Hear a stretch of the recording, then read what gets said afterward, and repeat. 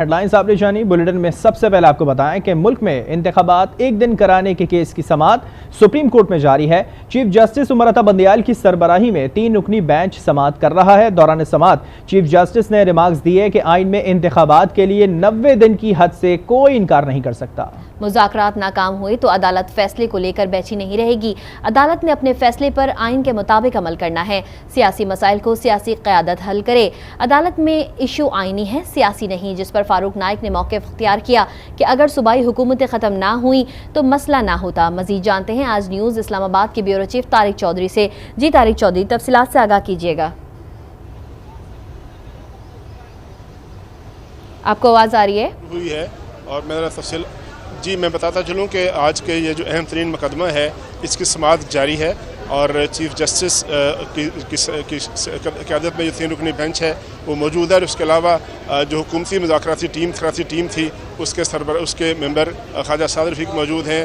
Opposition की यानी PTI की जो मुज़ाकराती टीम थी उसका सरबराह शाह महबूब कुरैशी मौजूद है। इसके अलावा अहम पॉलिटिशियन PTI के और मुस्लिम लीग नून के और जमात इस्लामी के मौजूद हैं। जब आगाज़ हुआ था तो रोस्टरम पर आए थे अटॉर्नी जनरल ऑफ पाकिस्तान, लेकिन इस वक्त जो बहस जारी है वो फारूक नाइक और chief justice supreme court of Pakistan के दरमियान बहस जारी है और बड़े अहम रिमार्क सामने आए हैं चीफ जस्टिस के, जो कि मैं अपने नाज़रीन के लिए बताता चलूँ कि चीफ जस्टिस साहब ने कहा है मुखातिब करते हुए कि आइनी कार्रवाई को हुकूमत जो है संजीदगी से नहीं ले रही, जिस पर फारूक नाइक ने कहा कि हमें तो अदालत ने सुना ही नहीं।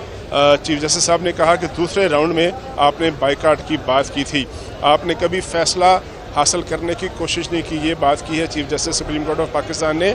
आप अभी तक 4-3 की बहस में लगे हुए हैं, जो उनका मौक़िफ़ था कि ये 3-2 का फ़ैसला नहीं बल्कि 4-3 का फ़ैसला है। इसके अलावा चीफ जस्टिस साहब ने कहा कि जस्टिस अतर मिनल्ला ने समाअत के दौरान एक बड़ा अहम नुक्ता उठाया था, जिसमें उन्होंने कहा था कि असम्बलियाँ बहाल करने का नुक्ता उठाया था, लेकिन आपने उस नुक्ते में हुकूमत ने कोई दिलचस्पी नहीं ली। बड़ी अहम बात की चीफ जस्टिस साहब ने। उन्होंने कहा कि आज की गुफ्तगू देख लें, कोई फ़ैसला या कानून और आइन की बात नहीं कर रहा है बल्कि सियासी बातें हो रही हैं। हुकूमत की संजीदगी का आलम यह है, चीफ जस्टिस साहब ने कहा कि अभी तक नज़रसानी की दरख्वास्त दायर नहीं की गई। बड़ी अहम बात की गई। इसके अलावा उन्होंने यह कहा कि हमने तो आइन के तहफ़्फ़ुज़ का हल्फ़ उठाया हुआ और हमने तो आइन की बात करनी है। 6 फौजी जवान जो हैं कल शहीद हुए हैं और उसके अलावा दीगर जो है हमारा दहशतगर्दी के ख़िलाफ़ बड़े नुकसान हो रहे हैं। कौम दहशतगर्दी के खिलाफ जंग लड़ रही है। इससे पहले उन्होंने ये भी कहा था कि जो 90 दिन का मामला है उस पर तो हम कायम हैं और अगर हम देखेंगे कि 90 दिन से बात आगे जाती है तो फिर हम खामोश नहीं बैठेंगे, चुप नहीं बैठेंगे। यानी अदालती कार्रवाई जो मुमकिन तौर पर जो भी हो सकती है उसकी तरफ इशारा दिया। इससे पहले फारूक नाइक साहब ने बड़ी तफसील से बताया कि वो कौन से हालात हैं। उन्होंने 2-3 वजूहात बताई। उन्होंने कहा कि बलूचिस्तान और सिंध की जो हुकूमतें हैं वो असम्बली तोड़ने के लिए तैयार नहीं है। इसके अलावा उन्होंने साथ जो मुज़ाकरात हो रहे हैं उनका भी जिक्र किया कि IMF के साथ मुज़ाकरात जो हैं या माहदा उस वक्त तक नहीं होगा जब तक असम्बलियाँ मौजूद नहीं होंगी। इसके अलावा जो ट्रेड पॉलिसी पाकिस्तान की बननी है उसके बारे में बातचीत की है और कुछ अहम दीगर माशी मामलात हैं उनके बारे में उन वजूहात का तज़किरा किया जिनकी बुनियाद पर वो समझते हैं कि असम्बलियाँ फ़िलहाल नहीं टूट सकती। इस पर चीफ जस्टिस ने उनसे सवालात भी किए। उनसे पूछा कि IMF का जो कर्जा है क्या वो कर्ज उतारने के लिए इस्तेमाल होगा या अपने फॉरेन रिजर्व शो करने के लिए इस्तेमाल होगा। फिर उन्होंने ये भी पूछा कि क्या IMF के साथ मुज़ाकरात के लिए या मुआहदा करने के लिए असम्बलियाँ होनी ज़रूरी हैं।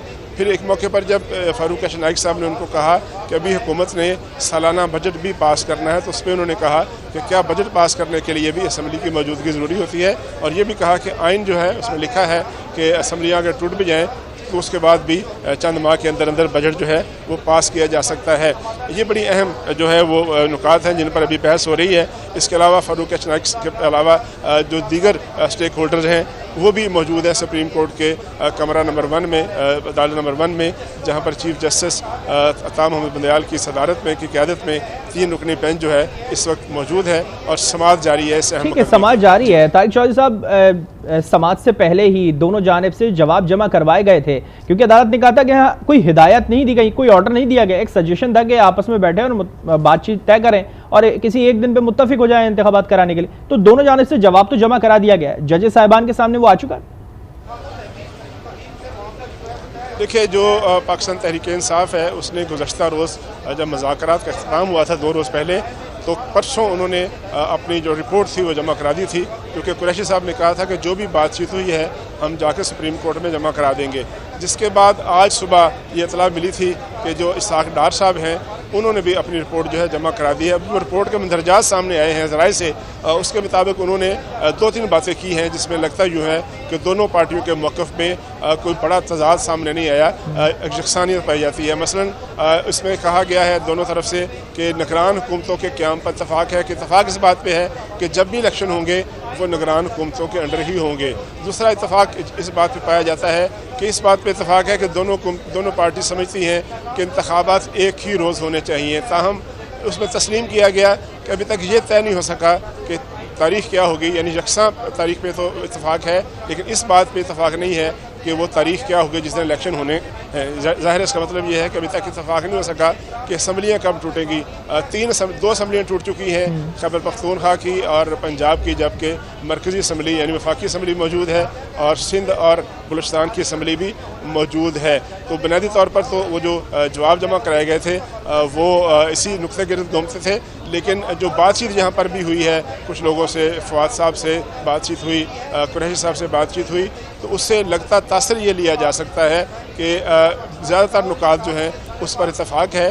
और इस बात का भी इज़हार भी किया फ़ारूक एच नाइक साहब ने चीफ जस्टिस साहब के रूबरू कि मुज़ाकरात अभी हो रहे हैं, मुज़ाकरात का नतीजा फौरी तौर पर नहीं निकला था। मौक़िफ़ उनका ये था कि जब मुज़ाकरात होते हैं सियासी सतह पर तो वो मुज़ाकरात जो है कुछ वक्त लेते हैं, कुछ नुकात पर पहुँचना होता है, कुछ नतीजे पर पहुँचना होता है। तो उनका मौक़िफ़ यही था कि मुज़ाकरात में अगर तत्ल ज़रूर आया है लेकिन मुज़ाकरात जो हैं वो अभी अच्छा तारिक चौधरी साहब, जवाब में कहा गया कि मुल्क के बेहतरीन मफाद में मुज़ाकरात का अमल बहाल करने को तैयार है, लेकिन मुज़ाकरात में दोनों पार्टीज जो हैं वो कोई लचक तो नहीं दिखा रही हैं।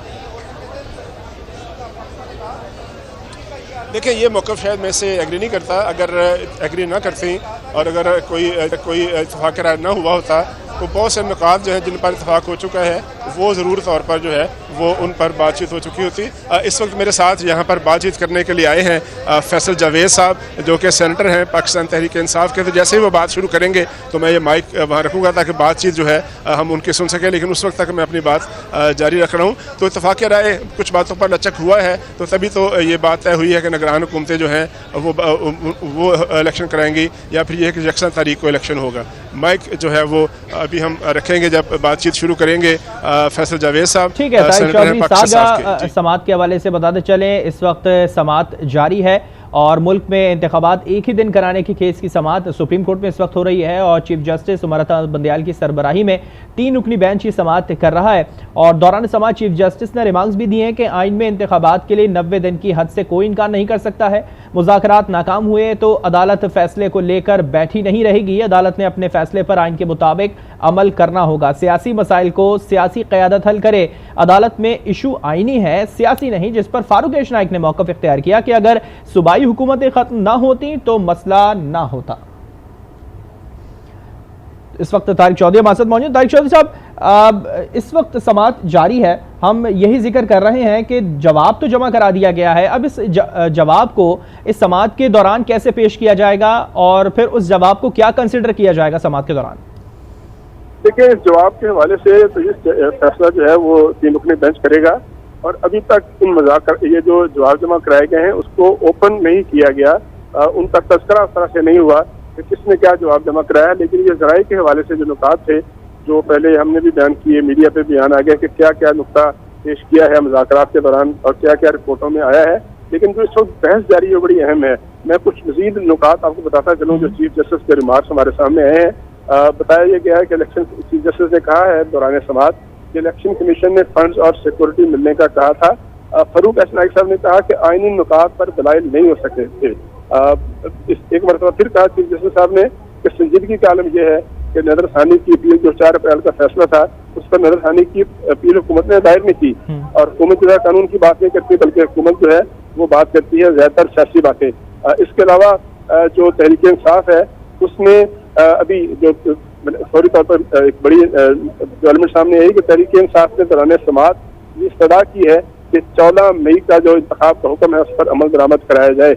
एक मरतबा फिर दोहरा दूं, इंसाफ ने 14 मई को इंतखाबात के हुक्म पर अमल दरामद की इस्तदा कर दी है सुप्रीम कोर्ट के सामने। तहरीक इंसाफ ने कहा है अली जफर जो कि तहरीक इंसाफ के वकील हैं, तहरीक इंसाफ की नुमाइंदगी कर रहे हैं, मुज़ाकराती टीम के सरबराह मेंबर भी थे।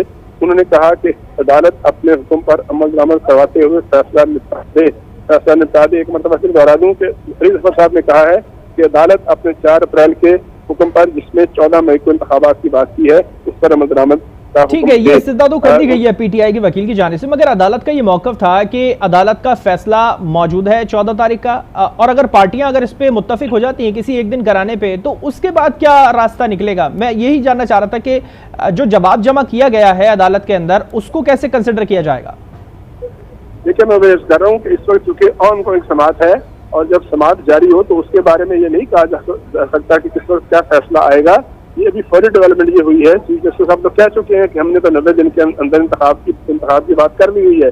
अब जब ये समाअत कंक्लूड होगी और 3 रुकनी बेंच किसी नतीजे पर पहुंचेगा तो पता चलेगा कि अगर वो अमल दरामद कराते हैं तो किस तरह कराते हैं, अगर अमल दरामद नहीं होता तो फिर क्या रास्ता इख्तियार किया जाता है।